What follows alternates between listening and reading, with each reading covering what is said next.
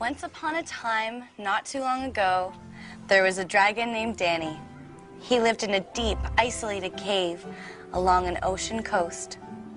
One day, he wandered out of the water and saw some houses and people.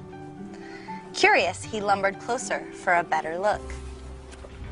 Dragons, just the word conjures up all these images, and people's attention goes right to the dragons. People want to know about dragons. Dragon legend is absolutely a phenomenon. There are literally too many legends to count. They're in every tribe and nation, every people group, and you have them in China, Australia, Africa, Europe, North America, and South America. It's not a regional legend. It's not a legend of the Chinese, but nobody else, or a legend of the Europeans and nobody else. It's everybody's legend. A lot of times in Chinese mythology, a dragon would, be responsible for the tides, or it would control the water or something like that. But if you scrape away all the sensationalism, you actually have a very real creature at the bottom of, and that is consistent throughout really the entire world. You just have a large scaled reptile that has many of them fly, some of them don't, but the ones that do fly have wings like a bat, and they're carnivorous, and they're basically going to gnaw your face off. They look like big reptiles with long tails, with scales, with sharp teeth, claws, oftentimes 3 claws, by the way, which many of the dinosaurs did have 3 claws. The word dinosaur wasn't invented until 1841 by Sir Richard Owen, who was head of the British Museum. Before that, words such as dragon were used. The King James Bible was first translated into English in 1611. So the word dinosaur is a modern word. So I believe they're what many people have called dragons, or have been translated to the word dragon, really reflect a human experience widespread among almost all cultures.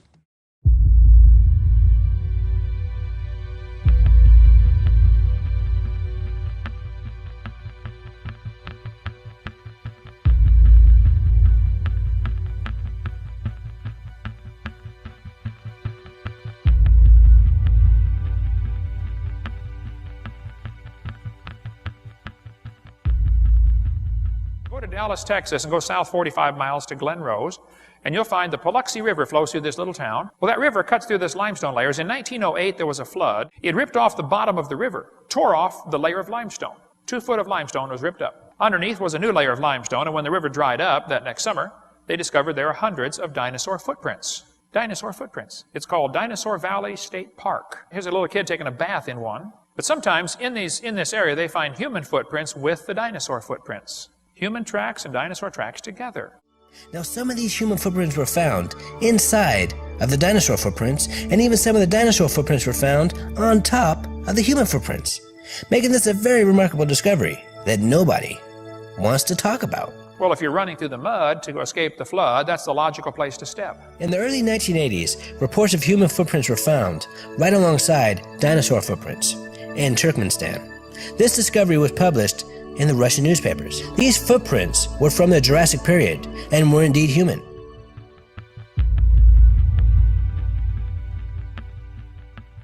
The oldest artifact that we have, period, is an Egyptian slate that commemorates an Egyptian king. And Hierakonpolis slate is one of the names given to this artifact. And on the back, it's got some Egyptians with ropes around necks of 2 great sauropod looking, they look just like a children's book with a Apatosaurus on it or something. We traveled down to Peru, and this is Dr. Javier Cabrera, who has a collection of Inca burial stones. These are stones that are buried with in the tombs with the Incas, and they have scenes carved over them, most of them. He has a collection now of over 11,000. But looking at a close-up of these stones, you can see the rather artistic rendition.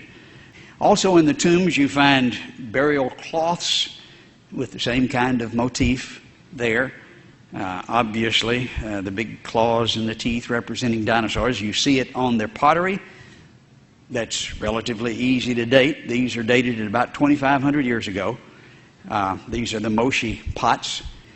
Likewise in Mexico, we've made a number of trips there in central highlands near Acámbaro in the state of Guanajuato. But it was a collection made by Waldemar Jultrud back in the early 1900s of some 30,000 ceramic figurines, about 10% of which are of dinosaurs, but a wide range of animals and creatures. Some of the Brontosaurus type were standing up. We didn't know that until recently. In National Bridges National Monument, Utah, there's some carvings, petroglyphs, done by the Indians that even an evolutionist in an evolutionary textbook says looks like a sauropod dinosaur. If there are engravings of sauropod dinosaurs which are hundreds of years old, prior to any scientist reconstructions of fossils, the only way that we could say that they could have done it so intelligently was if they had viewed the creatures for themselves, or at least had access to sketches or drawings or descriptions made by eyewitnesses of those creatures at around that time. Unless it was living, how could they get its anatomy correct? They had to see it in order to reproduce it correctly. Today we're going to look at this ancient temple called Top Prom. Now here you can see this amazing carving. It looks very similar to a stegosaurus. Marco Polo's writing about dragons. Alexander the Great's talking about his giant lizard that frightened his army.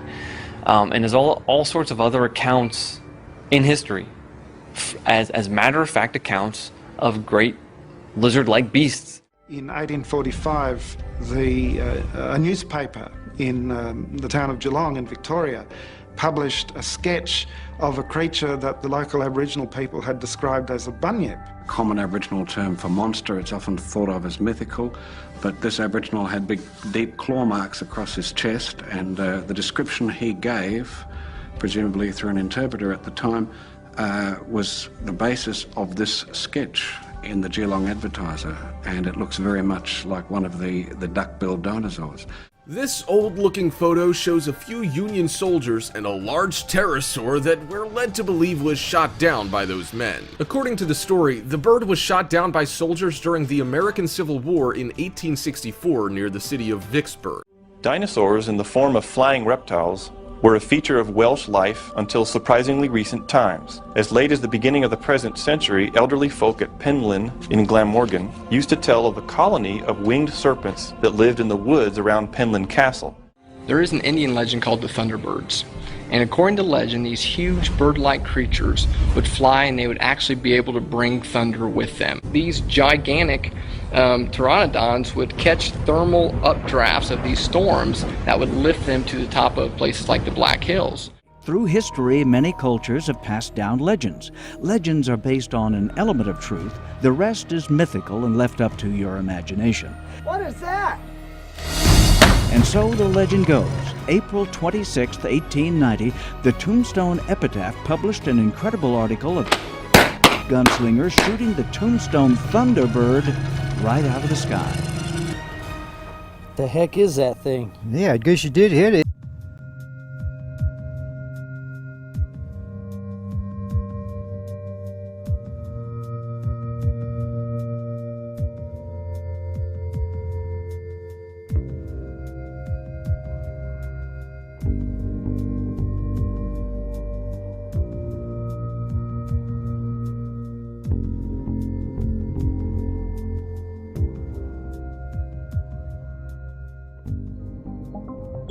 In February 1976 in San Antonio, Texas, 3 elementary school teachers saw what they described as a pterodactyl swooping low over their cars. They said its wingspan was between 15 and 20 feet. One of the teachers commented that it glided through the air on huge wings. Then in 1976 and 1982 there was another wave of sightings in Texas. These sightings always seem to occur in waves, and most of these eyewitnesses truly believe that what they saw was a pterosaur. A group of 3 children from Lawndale, Illinois claimed that 2 giant birds chased them and then grabbed a 10-year-old boy named Marlon Lowe. One of the birds reportedly clamped down on the boy's shoulder with its claws, lifted him about 2 feet off the ground, carried him some distance, and then released him. In September 1977, this Japanese fishing boat was off the east coast of New Zealand when it trawled up in its nets a mystifying carcass. The Japanese TV networks were excited enough to helicopter teams out over the South Pacific and winch their reporters down onto the ship at sea. On the deck of the Zuyo Maru, the skipper talked to journalists. On April the 25th at about 10:30, we noticed something big caught in the nets. It was a red, fleshy object which smelled very strongly. We didn't know what it was, so I went for my camera and flash gun. These photographs were taken by Mr. Yano of Taiyo Fisheries. The real half of the body was rotten and dropped off. As you can see in this photograph, the surface of the body is covered with a fat-like substance.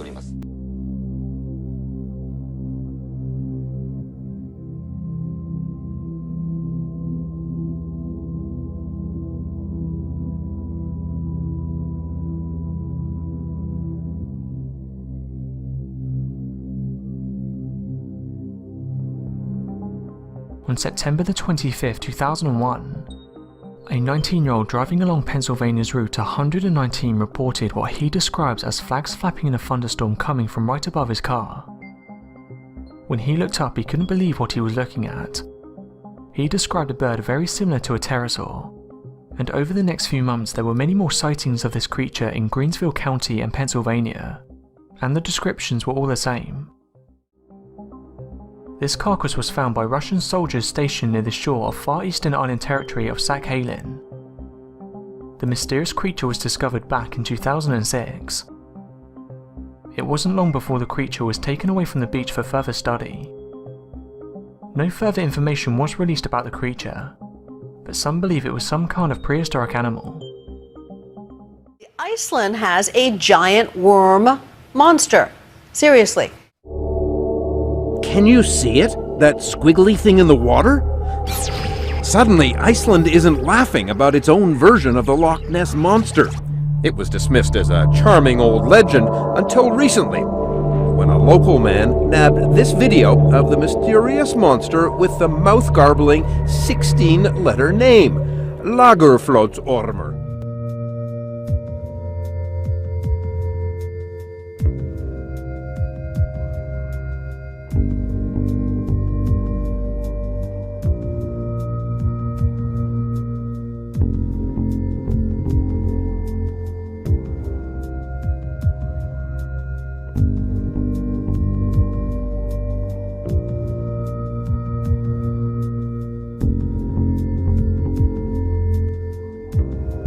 News out of Inner Mongolia of another dragon sighting. I mean, I shouldn't say dragon sighting, it's more of a somebody actually caught a real dragon. According to the Epoch Times newspaper, on the morning of June 18th, fisherman Arlong Wang from the city of Yurad Qianqi, while fishing in the Wuliang Suhai, a freshwater lake, captured a real dragon. The dragon was 3 meters long and showed all the characteristics of dragons from Chinese lore, including horns, claws, and long whiskers. Reports say that the fisherman Arlong called the police and the dragon has been transported to Beijing for further studies.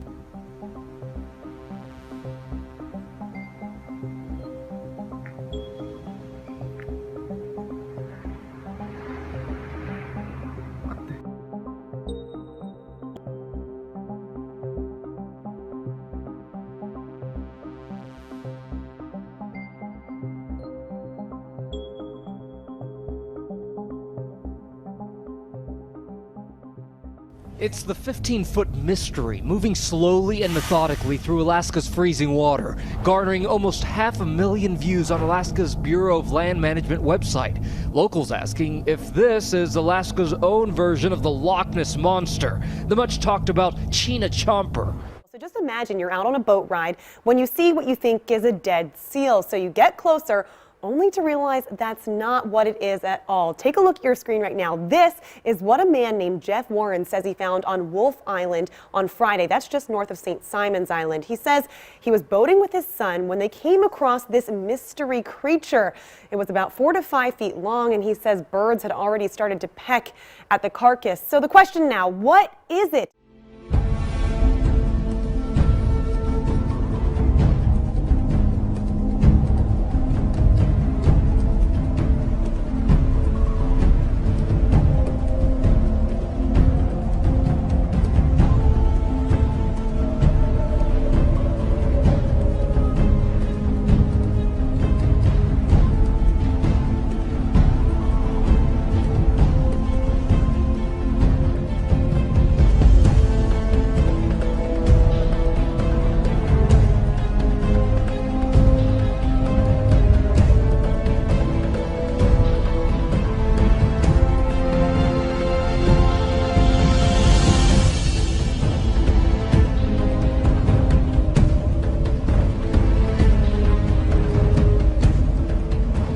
We think many of your dragon legends could actually be stories about what we today call dinosaurs.